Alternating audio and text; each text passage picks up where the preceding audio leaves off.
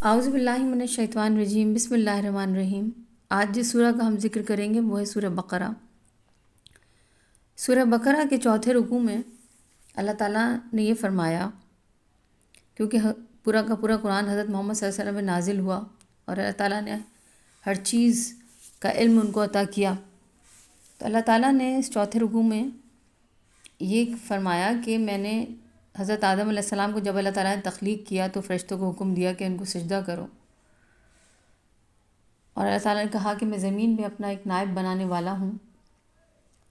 فرشتوں نے کہا کہ اے اللہ، ہم تو تیری حمد کے ساتھ تسبیح کرتے ہیں۔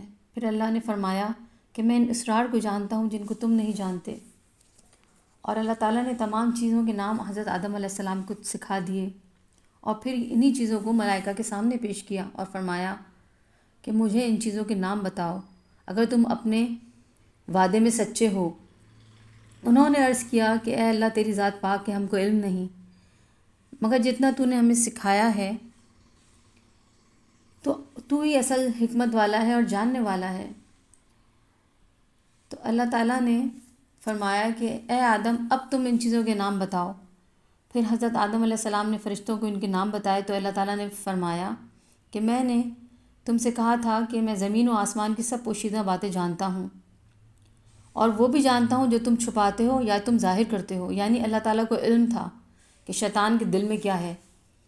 اور جب اللہ تعالیٰ نے فرشتوں کو حکم دیا کہ آدم کو سجدہ کرو تو سارے فرشتے سجدے میں گر گئے سوائے شیطان کے۔ اس نے انکار کیا اور اپنی ذات کو بڑا سمجھا، اور وہ تھا ہی کافروں میں سے۔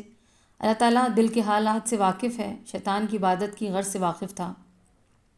معلوم ہوا کہ جو غرض سے عبادت کرے اور غرض کے پورا ہونے پر ترک کر دے وہ شیطان ہے، جو بہرحال عبادت کرے وہ آدم ہے۔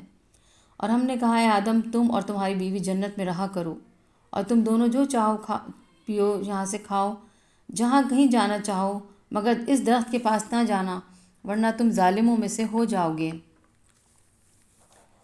پھر شیطان نے ان دونوں کو اس جگہ سے بہکا دیا اور پھر ان کو ان کی عزت و راحت سے جہاں وہ تھے نکلوا دیا۔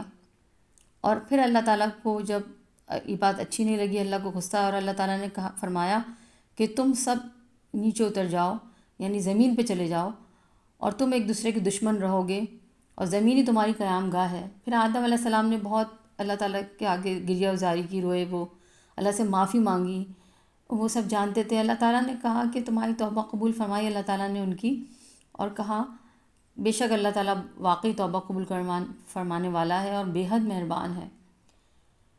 توبہ قبول تو ہوئی ان کی، حضرت آدم علیہ السلام کی، مگر زمین پر اتر جانے کا حکم بحال رہا۔ پھر اللہ تعالیٰ نے فرمایا کہ تم کو میری طرف سے ہدایت پہنچے گی، جب تم زمین پہ رہو گے ہدایت پہنچے گی تو تم اس کی پیروی کرنا، پھر جو میری ہدایت پر چلے گا اس کے لیے جنت ہے، اور وہ لوگ ہوں گے نہ تو ان کو کوئی خوف ہوگا اور نہ ہی وہ غمگین ہوں گے۔ اور اللہ تعالیٰ فرماتے ہیں اور جن لوگوں نے کفر کیا اور انکار کیا اور ہماری آیتوں کو جھٹلایا تو وہی دوزخی ہوں گے، اور وہ اس دوزخ میں ہمیشہ رہیں گے۔ لہٰذا اللہ تعالیٰ نے جو اس میں حکم دیا، پہلا حکم تھا اہبتو، کہ نیچے اتر جاؤ، اور زمین میں بسنے کا حکم دیا۔ حوا اور شیطان اور تینوں جو ہے وہ پھر زمین پہ ان کو بھیج دیا گیا۔ پھر انہوں نے، لیکن جب حضرت آدم علیہ السلام نے گریہ وزاری کی اور اللہ تعالیٰ سے توبہ کی تو اللہ تعالیٰ نے انہیں معاف بھی کیا۔ اسی طرح اس دنیا میں ہم رہتے ہیں اور سب کو شیطان بہکا رہا ہوتا ہے، تو ہمیں چاہیے کہ ہم اللہ تعالیٰ کی عبادت کریں اور اس سے توبہ کریں، استغفار کریں۔ اسی لیے استغفار کا دروازہ ہمارے لیے ہے کہ جب ہمارے پیارے نبی صلی اللہ علیہ وسلم نے فرمایا کہ جو کوئی دل سے سچی توبہ کرے گا اللہ تعالیٰ اس کو قبول فرمائیں گے اور ان لوگوں کو معاف کر دیں گے، کیونکہ انسان کو شیطان ہر وقت بہکاتا ہے اور وہ انسان کو بری چیزوں کی طرف راغب کرتا ہے۔ تو اس لیے توبہ کا حکم ہے اور استغفار کا حکم ہے، ہمیں ہر وقت اللہ تعالیٰ سے توبہ کرنی چاہیے ان گناہوں کی جو غلطیاں انسانوں سے ہو جاتی ہیں۔ آج کے لیے صرف اتنا ہی۔ السلام علیکم، جزاک اللہ۔